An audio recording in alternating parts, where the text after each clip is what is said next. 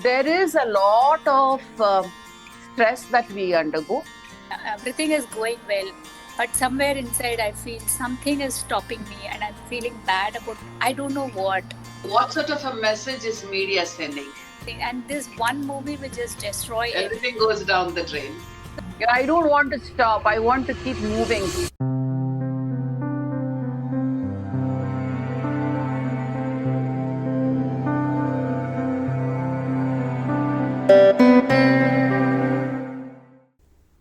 Hello everyone. Here's your own edupreneur, Dr. Surya Kumari here with yet another edition of my favorite podcast, I Heal Unto You. This podcast brings about people from various genres of life, various professions, I would say, who are here to converse with me on coping strategies and coping mechanisms. Practice what you preach, be the change that you want to see. Oft repeated statements that we see in various speeches, people say this like that. But when life hits you in the face and the world watches, these statements are perhaps very cruel. Trained in the UK, US, Prague, with over 40 years of experience now, then a young administrator and grief counselor was able to actually be the change by practicing what she preached. Ably supported by her wonderful family, she just did not walk the talk, she walked the walk. Losing her 19-year-old to an accident, donating his organs, eh, zindagi is all that one can say. Being strong when vulnerable is perhaps who she is. The amount of grief and pain that she carries while carrying on with the organ donation cause, who other apt person to share views on coping strategies and mechanisms? Let's meet Lalita Raghuram, Country Director, Mohan Foundation. Welcome, Lalita, to I Heal Unto You. Thank you. Thank you so much, Surya Kumari. It's such a pleasure being here. Yes, thank you so much for coming, and it's an honor that we are conversing today. And as most of you know, Mohan Foundation, the multi organ harvesting aid network that trains transplant coordinators and aids in organ donation. Uh, I and Lalita have been together for more than 15-20 years, and I came on to organ donation just as I was looking for some social cause to present for my students. And in the newspapers, I saw something about an organ being transported from one hospital to another hospital. They had something like a green channel. This was fascinating for me, and I looked it up, and that's how I bumped into organ donation. And I'm still here with them as one of their faculty. I take communication skills and soft skills for them, and I'm also one of the expert member in the curriculum as the part of the National Skills Council. And moving on today, let's first introduce about what is grief counseling all about, and over to you, ma'am. What we actually do is comforting and providing a lot of support to the family. In that hour of grief, when they are, suffering the loss of their loved one, all that we do is being available for them. There are several families that go off. We had a 9-year-old boy. His name is Aditya Kaushik. And his mother used to say, my son used to recite Hanuman Chalisa at the age of 3 and 8. He used to be so good. He's such a good singer. He used to excel in his studies. So it's a lot of patience and perseverance that is required in that hour. We just keep talking to them about their loved one. They go back into the memories. At that time, we just hear out to them. So they're completely hassled, they're completely tired and withered. At that time, all that we do is provide them comfort, give them a room, get them water, give them tea, give them food, give them a clean bed to sleep. They talk a lot. And it requires a lot of patience and attention to listen to them. Our ultimate goal is not organ donation. Our goal is to provide them comfort. Exactly. We call it in our grief counseling parlance, developing rapport and providing support. So this is what is required in the initial stages. We may work for the, the organs to be donated by the family member, but our initial goal is always to provide support. Different families react differently. Some of them, they will be in complete denial. They cannot accept death. And sometimes they are angry. Either they are angry on the hospital or they are angry on the person that is brain dead. Oh. Or sometimes they are angry on the person saying, I always insist on wearing a helmet. This fellow didn't wear a helmet. So anger can manifest in so many different ways. So at that time, we just listen to them. Sometimes the touch has a healing effect. So I hold their hand. So they like to be held. For a long time, they just keep holding my hand. They like it. If they have not accepted that, where is the question of talking about organ donation? In some cases, if the doctor has given them information periodically that their loved one is going down the slope, they are not doing well, and the diagnosis and the prognosis looks poor, then their acceptance could be much faster because they are mentally prepared for the worst. But in some cases, it takes anywhere between 24 to 48 hours for the families to come to terms, that their loved one is actually no more. So until then, it requires a lot of patience to be with the family and just to for them to feel that we are available for them. That comfort is what is required at that time of grief. The degree of grief varies. If it's an older gentleman, the grief may be less. And depending upon the relationship also, if it is your own mother, the grief will be different. If it is your own child, the grief is different. So with all of these things, we will have to work in such a way that we offer them support, always be available, and then slowly, once they have accepted, then we talk to them about organ donation. Even then, I will say, we know that your loved one is no more. But out of this also, something good can come out. Yeah. So they will say, what good? At that time, then I will slowly say, you can donate her eyes. Because eye donation has got greater acceptance. Correct. And if they say, okay, maybe, and then I will immediately say, you can donate organs also.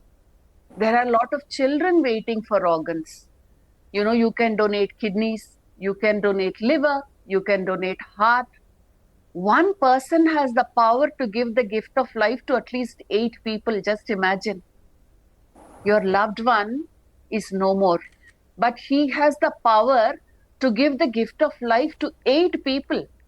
10 years down the line, 20 years down the line also, you can live in that gratification that your loved one is continuing to live on. Yes. So about it is what I say.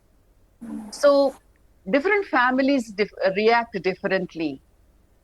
So it's basically the counseling comes later. It is the making them accept the grief and being with them, holding their hand in the times of the immediate grief.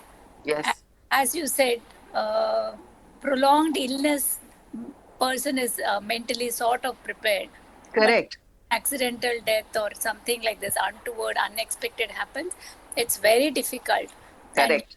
And task is to remain patient and be with them At the same time, you are aware that time is ticking away and Yes, you need the time. Where is the organ going to? The matching and transport that takes a lot of time, and there's always that constriction of time.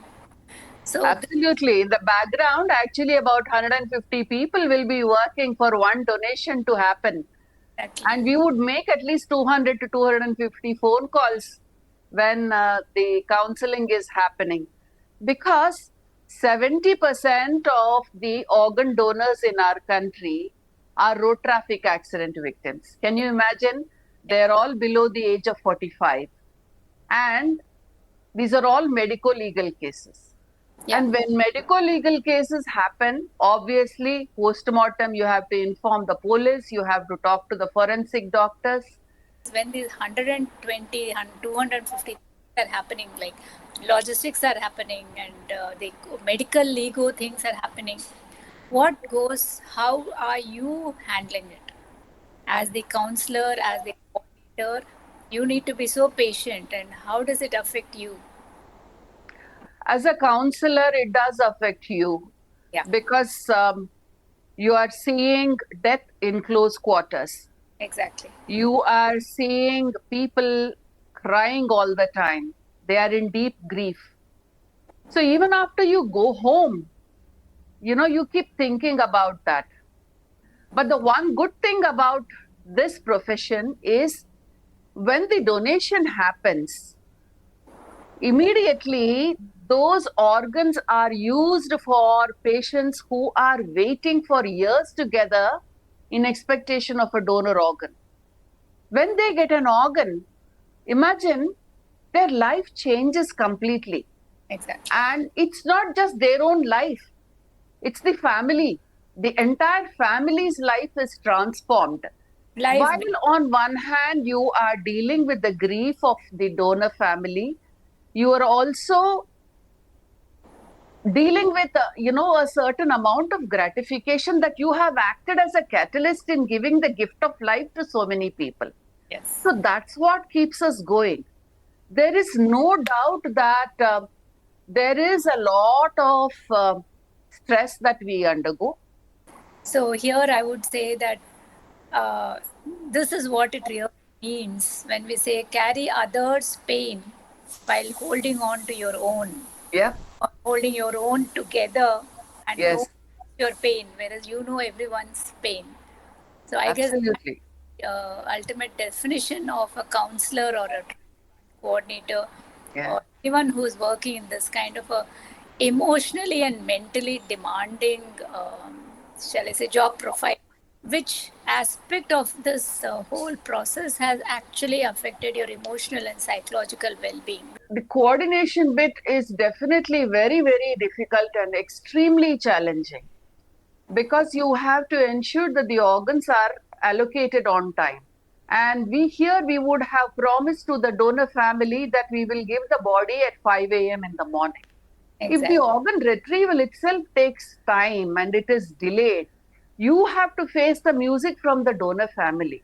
The donor family, as it is, their act of generosity is immeasurable. One is they are suffering the loss of their loved one. Two is they are saying yes to donation, and they are saying yes to donation of organs. They don't even know where the organs are going, isn't it?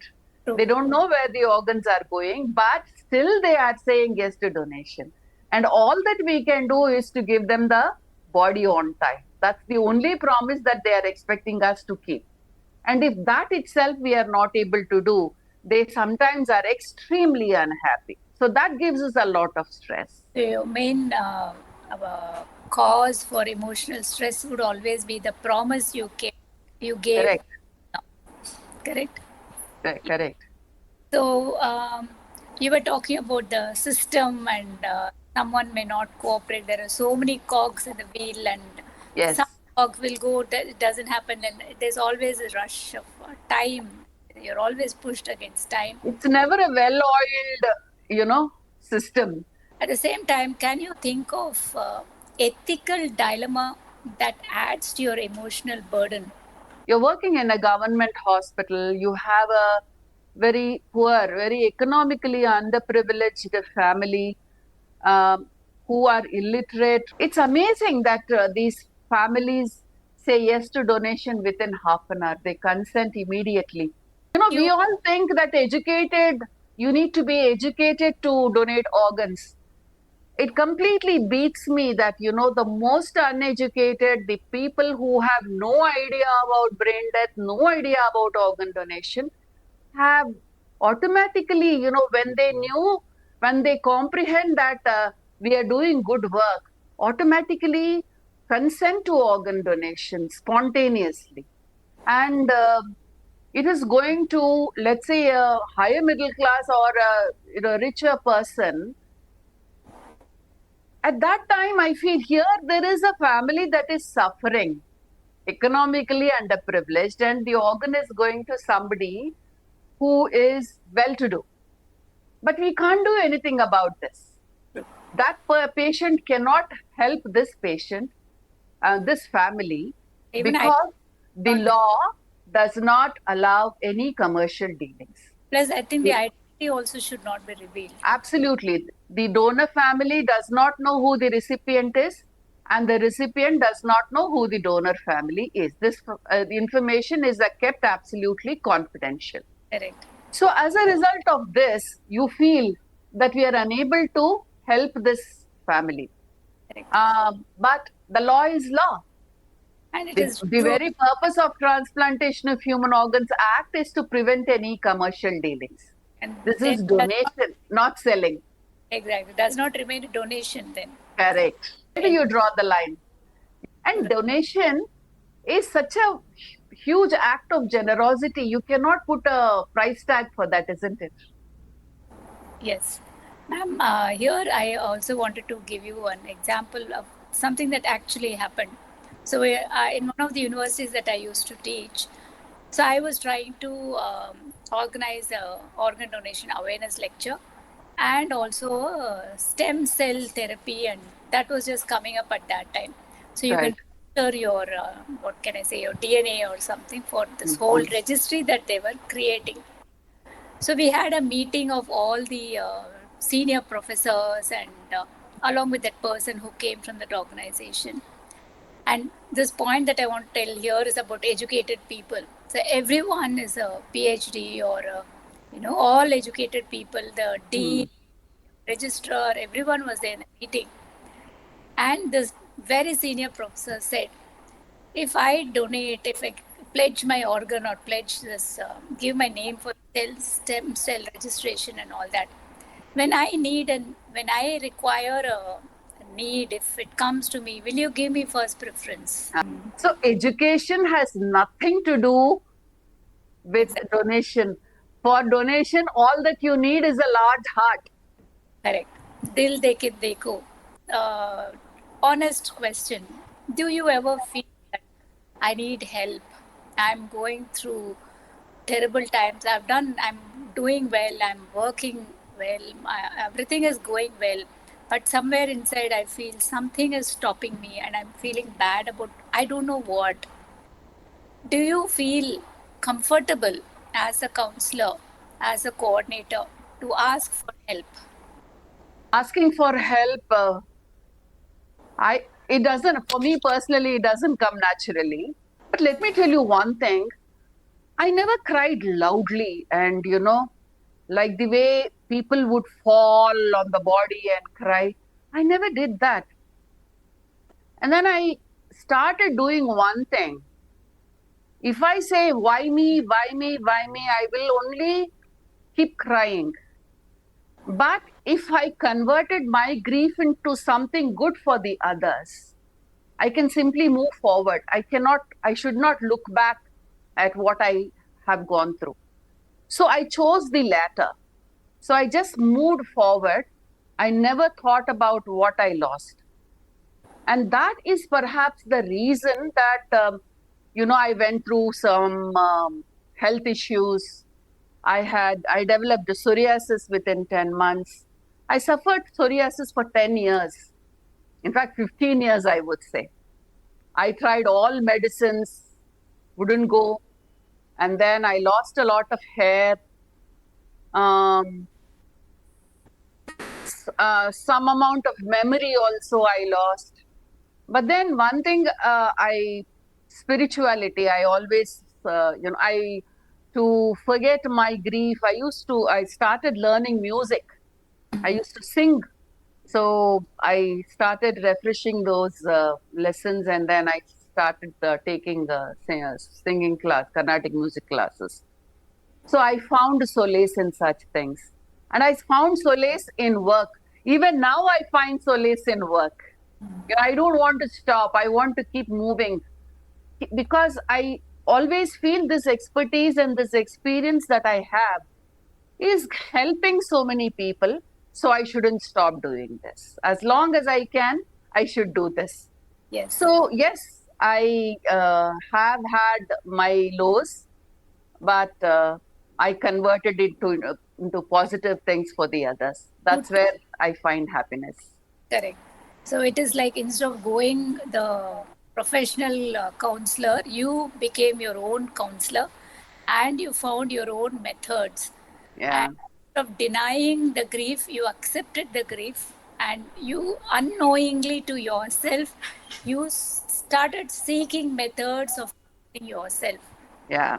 With respect to work or with respect to music or spirituality or talking about other things and thinking about how God made you a messenger. But do you think there is any kind of stigma for a counselor to go take counseling?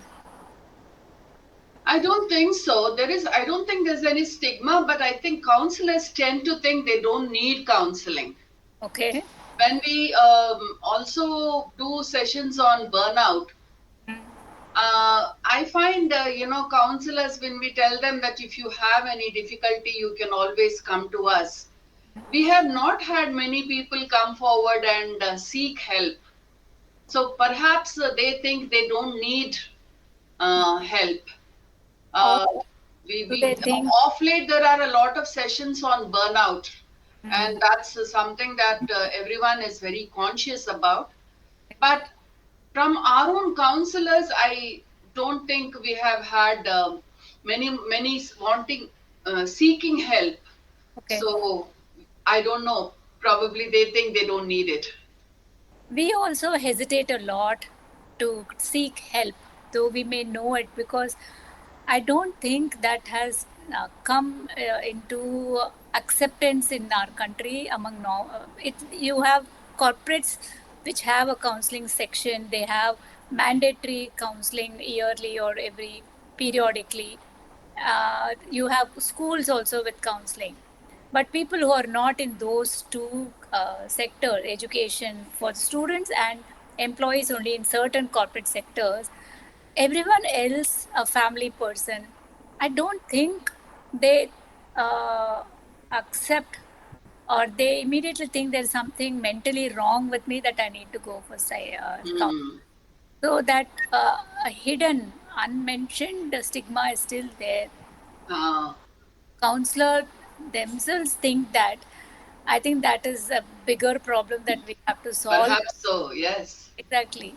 And at Mohan Foundation specifically, do we have any kind of a method or do we have a system that periodically all employees have to go for counseling, whether they say yes or not? There are many people who know that they need help, but they wouldn't admit, they wouldn't want to, and they may not know the resources how to counsel themselves. Yeah. You fortunate and you're well aware, so you are able to do it for yourself, find methods. I guess that also comes with age. So younger people may not, maybe confuse themselves and Yeah. they may think it's something beneath their profession. They may think they may be seen professionally incompetent if they themselves need counseling. How do you think? What is your idea? How do you think this can be So solved? there are two at the foundation. There are two ways that we deal with this. One is when there is a younger colleague that requires support in the form of counseling. Because of our experience, we try, number one, to talk to them confidentially and from time to time provide them support. That's an ongoing thing. That's in the ethos of the foundation. So we do that. But the second thing that we also do is if we find that they need counseling support, external support, we do send them for to counselors outside. There are organizations that deal with such issues. We do refer them there. And in fact, if they have to go for those counseling sessions during office hours, we encourage them to go there. Okay. We want to monitor them. We want to ensure that they feel better. So because we are in this sector, we understand mental wellness is so important. Okay. So we do encourage them. We do refer them to external agencies so that they feel better. We monitor them. We ask them if they need any more guidance. So that's something that we do on an ongoing basis. Okay. So, do you think, like I started this as with introducing you as be the change you want to see, which you have always been. So, what is this change that you want to bring about in the life of counselors within Mohan Foundation as a system? Just like the schools and corporates having counselors, we need to have somebody, on call or is available for counseling for any of our team members. In fact, in addition to Mohan Foundation, we have a national body which is not part of Mohan Foundation, but we started because we are into training transplant coordinators. We have a national body called NATCO, Network and Alliance of Transplant Coordinators. So we have more than 500 transplant coordinators across the country as its members. So every 45 days we do master classes for NATCO members and Mohan Foundation. We also do physical master classes in different locations. Every year we do an annual conference. And as part of this annual conference, we invite experts to come and share their experiences. And of course, our own transplant coordinators also present papers.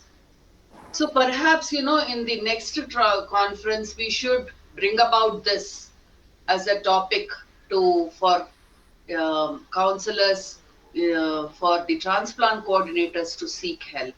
Exactly. We always have this concept of train the trainer. Yeah. So you could have something like that where the counselor also requires counseling. So you could make Mohan Foundation themselves bring about a snazzy slogan for that, and then we can. And you could perhaps set an example for the whole country. Yeah. This is what we do for counsel. And the Counselor Federation should take it up. So I will definitely need your help there in how to go about with seeking help. What are the channels available? How do we go about with that? Perhaps we could have a dialogue with them and seek how do we actually have this formal help available for us. Yes. These are the things where I will need your help, and if that is made available not only for our transplant coordinators but for NATCO members also, that will be a very big help for us. Correct. We should. Yes. In fact, I still remember the days when I first came to Mohan Foundation. I was the one who designed the curriculum for soft skills, communication skills, and HROB. Correct. And that's what's happening everywhere, that we somehow bring down the life skills and communication skills. Even from school level, I think we should have life skills and communication skills as compulsory subjects and give importance. In fact, now whatever number of sessions I get in Mohan Foundation, somehow or the other I bring in the resilience part. That will be there for sure.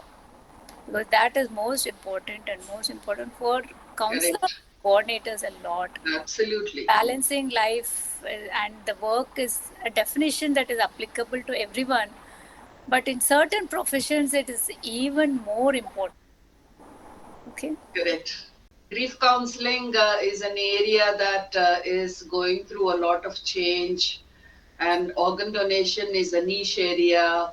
In our country, we are still in our infancy, or you could say adolescence. There's a lot of change that is happening in the healthcare scenario. So there is a need for more and more counselors to be resilient, be available, so that we are able to save more lives, that are for the patients that are waiting for an organ. So we Correct. definitely need to make more formal associations, formal collaborations with organizations such as the Counselors Association. Yeah. So this purpose of this podcast itself is that where I wanted to create awareness first of all about stress and burnout. Stress and burnout. Everyone says that, but how do you cope? Do all of us have to go for professional counseling, or can we find methods ourselves? Hmm. So the first segment of this podcast is all about versatile voices, where each of them tell about how they cope, and they're able to cope, and they're able to come out of situations that are really emotionally overwhelming or exhaustion. Hmm. So I wanted to bring in awareness using media. At the same time, I also have to mention that previously I have seen that media is misusing sometimes. Like if I can even name, actor Madhavan was an ambassador for organ donation, from Yes, one of the initial ambassadors. correct. But strangely, he acted in a web series where he was Correct. uh, Yes. uh, doing Agreed. criminal activities. So, where then the very purpose of media is being destroyed in a negative way? Can Correct. trust the media? The way we are seeing in films. Akshay Kumar acted in a film where he brings terrorists back to India, saying that he's going for organ transplant or something. So the people are using the word left, right, center in a wrong connotation, which I guess we have to highlight and make the media responsible, because there are In many. fact, one of the things that is very commonly used is, oh, I have to sell my kidney if I have to afford this. Exactly. These are Why bring a kidney? Why selling? We are all talking about ethical organ donation here, and you're talking about selling a kidney. yeah, true. What sort of a message is media sending? And this one movie will just destroy everything. Everything goes down the drain. So why can't we have a law that prevents people, media, movies, especially from misusing these kind of things? And why are they not taken to justice? Yeah. It was pleasure meeting you, and Thank you. it was a huge learning, I would say. And I'm really honored and very happy that you spared so much time to talk to us. And we came to know of so many other things, that a counselor goes through pain, and how the counselor revives, self motivates herself, and the load remains invisible. You're Thank you. Thank you so much for the opportunity. Through you, the message about organ donation and the work of the transplant coordinators is getting highlighted. What they go through in a day, all of these things, are getting the required spotlight. So thank you so much for this podcast, and wish you all the very best, Andy. Thank you so Thank much. you. Thank you so much.